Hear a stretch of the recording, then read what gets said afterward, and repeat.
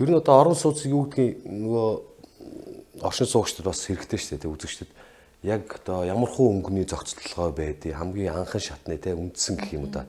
Тийм интерьерийн ойлголтыг бас үзэгчд өгвөл юу гэдэг юм бол? Аха.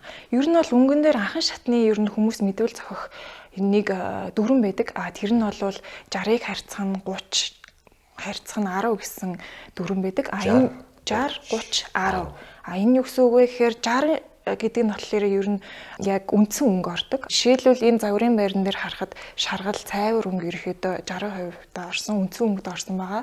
Хоёр дахь өнгө болохоор декор өнгөнүүдээ оруулж ирж байгаа. Энэ болохоор энэ контрастаа оруулж өгөх тулд ногоон өнгө бид нар энэ галтгой болон хевсэндээ ногоон өнгөийг оруулж өгсөн. Мөн зурагтны 50-наа ч гэсэн ногоон өнгө 30% нь оруулж өгсөн байгаа. Энэ ногоон бол 30% гэсэн. Харин цайвар өнгө нь 60% нэзлээ. Тий, 60%. 30% ногоон өнгө дуусаж орж ирсэн шүү дээ. Тэнгүүтээ тий, тодруулагч 10% байдаг. Тодруулагч өнгөндөө бид нар хар өнгийг ерөөхдөө энэ загварын байранд оруулж өгсөн байгаа. Ингээд та харах юм бол ер нь 10%-ийн хар өнгө ерөөхдөө яг ингээд декор болон тодруулж өгч байгаа энэ загварын байрыг. Тийм ээ, нийшээ одоо жишээ нь одоо галтгооны сараар нь тийшээ байна те. Энд бас байна гэсэн үг шүү дээ. Ингээд 10. Энэ өөрөө тодруулж өгнө гэсэн үг юм ба шүү дээ. Тэгэхээр зэрэг юу гэдгийг нэр өнгөний зөв зохистой өнгөө тохируулж ийна л гэж ер нь ойлгож байна. Vega City цогцлбор хотхон